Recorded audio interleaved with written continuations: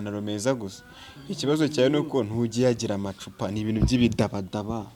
Mba nambaye neza urabona n'ingofero mba nagize n'ishati urabona nsigaye nambara neza aho bose yaziye. Abaturage barakwishe kweli umuntu uva mu bukemba kurusha umujyi. Kara ubu napakiye ibikapu se nkaho ufite urugendo ugiye he? Natashye. Nguratashye? Ko bibatunguye se hano umwe muzika hano mbari iwacu.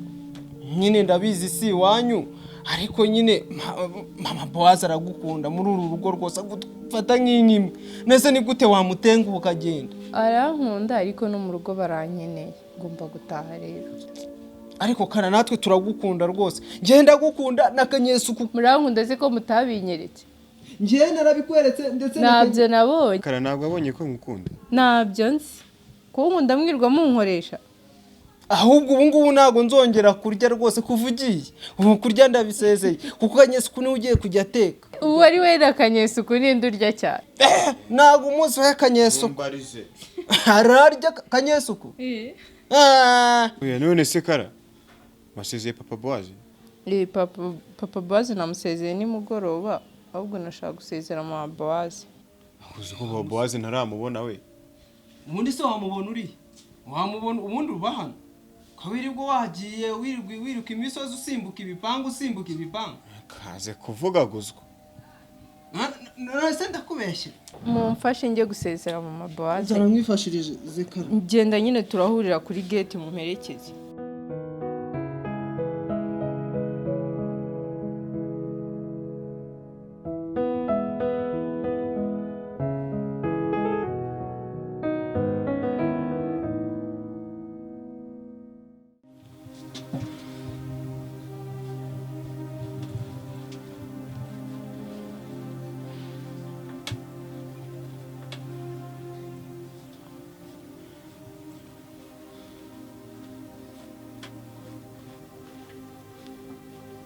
Witwa nde?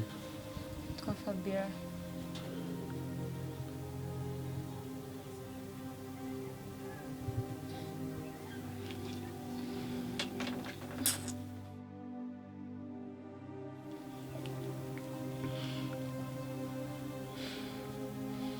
Fabien ufite ababyeyi?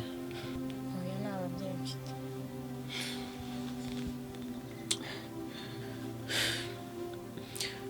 Njye ababyeyi ndabafite.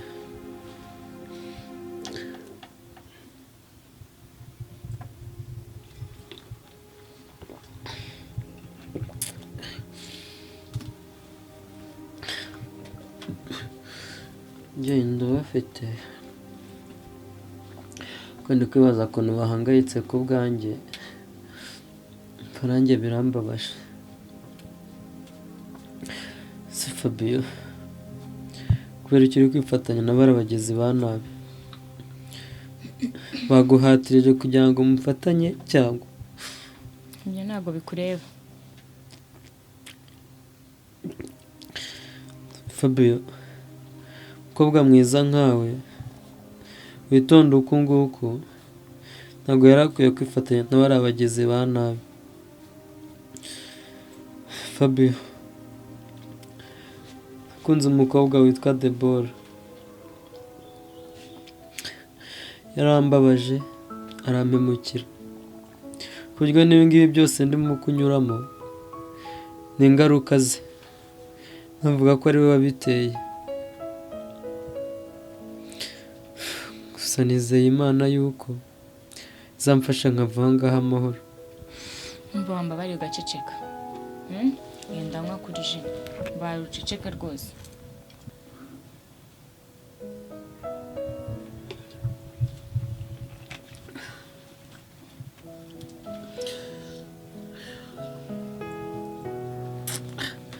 Fabien wanditse nkakubwira ko mu gihe cyose maze aha ngaha ariwe muntu wenyine mbashije kubona unyitaho.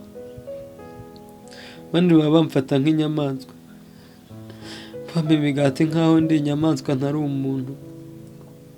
Ntawigeze angaburira neza bose bamfataga nk'inyamaswa. Uri kungaburira neza ukampa ji neza ariko nta wundi wigeze abikora. Nakubwiye agahinda kanjye, ninde wundi nakabwira ko ntazi n'igihe nzavira. Fabio, ndagira ngo nkubwire ko igihe namaze nkunda Deborah aricyo gihe nzamara nicuza mu buzima bwanjye. Yarankomerekeje, yarambabaje, icuza icyatumye mukunda. Icyo gihe kirekire nzicuza.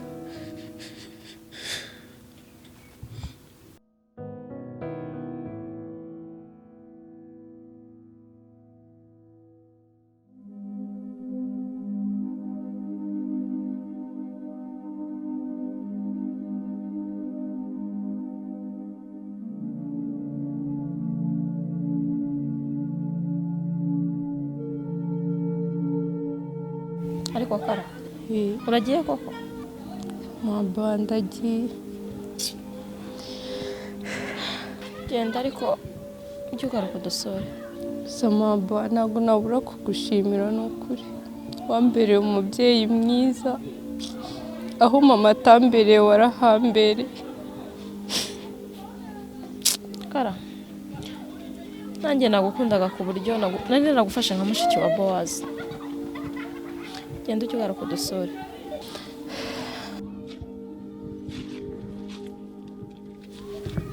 Kara, bye.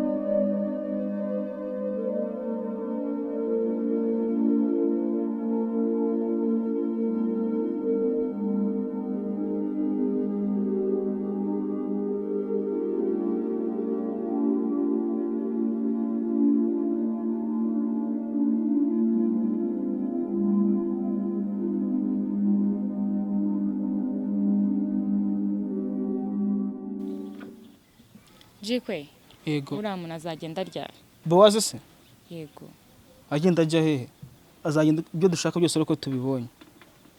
Noneho maje kurambirwa. Ndambirwa se ubu narambirwa aribwo nyitangira? Wamugiriye impuhwe se? Se ubwo murabona mutari kumuhemukira koko? Siko mwamuziritse nabi ku buryo atabasha no kugenda? Agenda? Agenda ajya hehe? Noneho wagejeje kumuhambura. Oya, ntabwo namuhambuye. Uzibeshye unabigerageza. Wowe icyo ushinzwe ni ukumugaburira. Yego.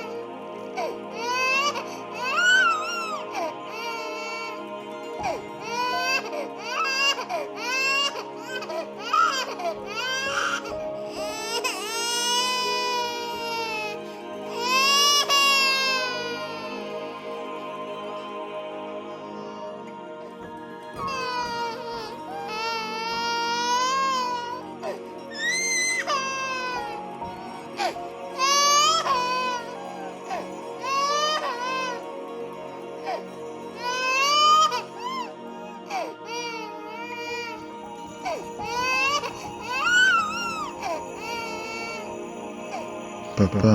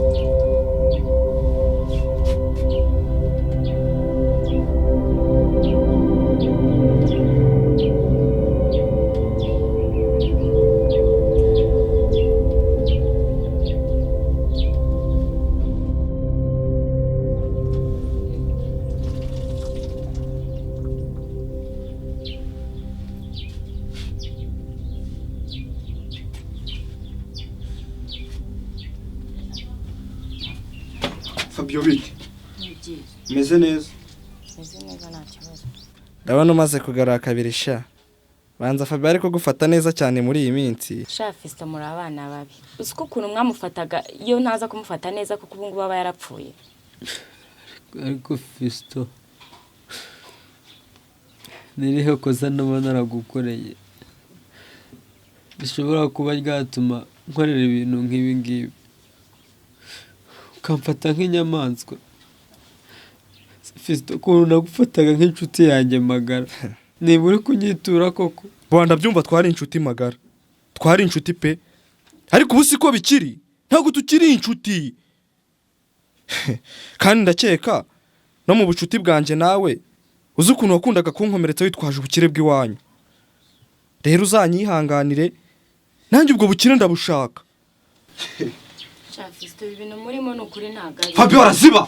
We wirengagije icyakuzanye hano. Kandi nsigaye mbona ugira Boaz impuye nyinshi. Uzibeshya ugakora ikosa na rimwe ugashaka gucikisha Boaz.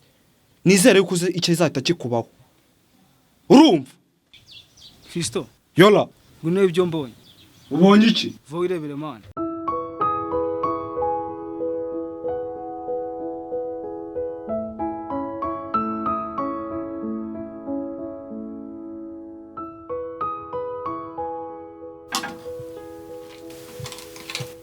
Kose sheri ko nakuye kutuzagenda Teremusi bite. Sha umwana witeguye mbabarira ntabwo bizongera.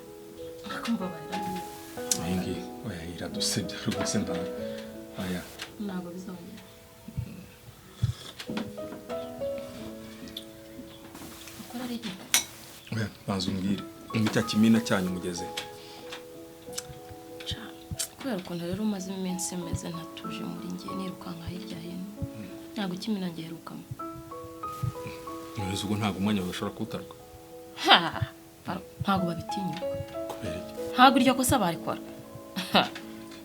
Aya ntabwo babikora. Ya nikigera bazayana.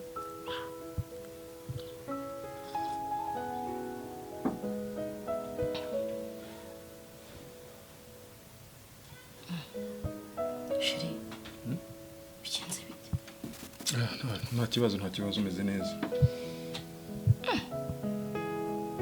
Shiri cyangwa urarwaye?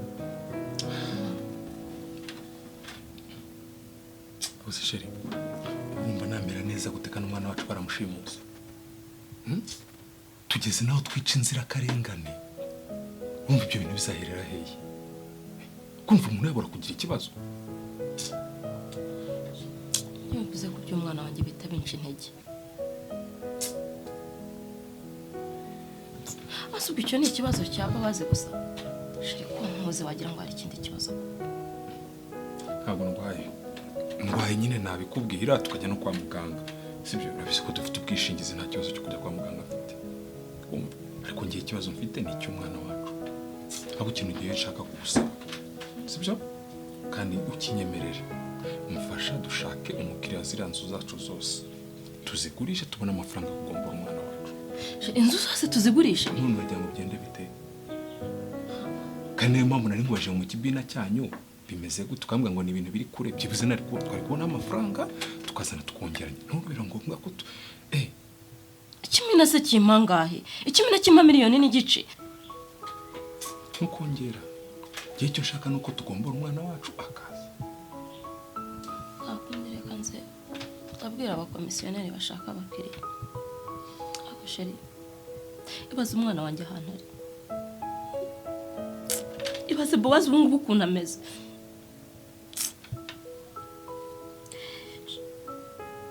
Umwana wanjye ameze ate?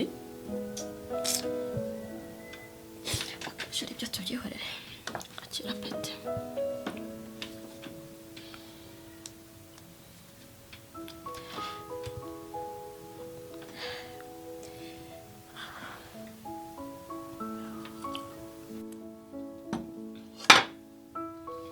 Sheri umwana wanjye ameze ate koko? Nese urambaza ngenda bize. Reba Boaz ahari.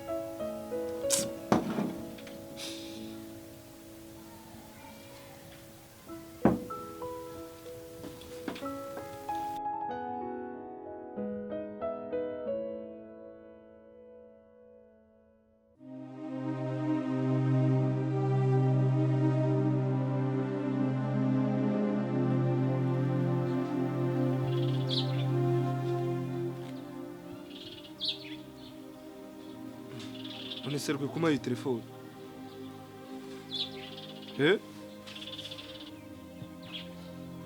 ngiye ngo umenye iyo message irimo ngaho umuntu yaturutseho cyo cyo ngushakaho nta kindi.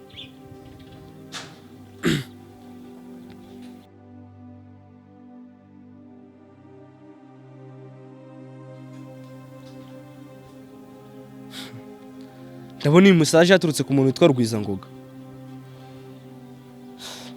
kandi nimba nibuka neza bazajyaga ambwira ko papa yitwa Rwizangoga ariko bakunda kurihina bakamwita Ngoga. Iyo nza kuzanga nabi nabicitse. Nawe ugiye kumvira mu nzira hagana na Boaz. Please gwe ntabwo nshobora gutuma wica Boaz.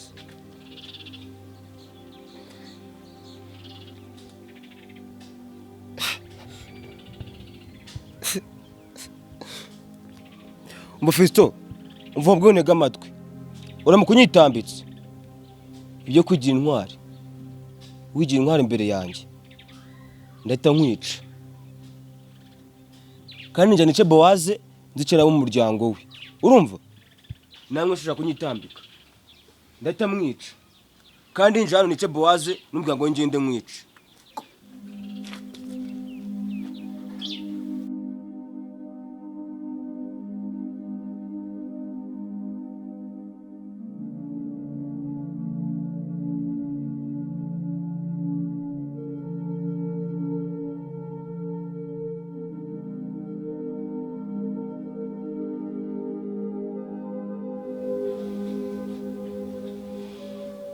Fukubite. Ni byiza boss. Umwana mamba Boaz yambwiye ngo umuhungu yazanye hano ari hehe? Boss nawe gose. Boss ntago aba haraba yazerereye, ni inzererezi cyane. Yarazerera rwose yurira ibipanga simbuka, mbese wagira ngo nta miryango wubatse. Ariko arazerera kabisa. Ariko boss icyo gihungu cyaje kirwaye imbaraga se. Inda mbese ntiyogaga, ariko nyine nge na mama Boaz tumugurira imyenda. Ubu asigaye ameze neza rwose aratsapa. Ariko akubagana kubi ahantu hose. Umva, ibyo ntago ibyo nakubajije. Nakubajije ngo ari hehe? Nyine boss, nyine aba yagiye asimbuka ibipangu nyine. Ahubwo mushaka undi mukozi rwose ngiye imirimo igiye kunyica. Ndakoropa nkafura nkoza ibyombo rwose. Okay, ibyo ngibyo byumvikanye. Ese undi yitwa nde? Yitwa Kanyesuku. Okay. Naza umubwiranye itabi. Nawe ibyo ngo ushaka ko wagufasha kugira gute turaza kukigaho. Yego boss.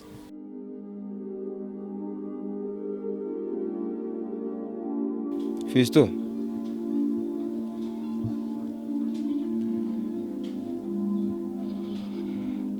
Kuvuza ibiri muri la message ntabwo njye kuba nyitambitse. Rero kuva ibyirengagije kandi wabibonye. Mwese mwihanganira ngiye gukorera aha ngaha.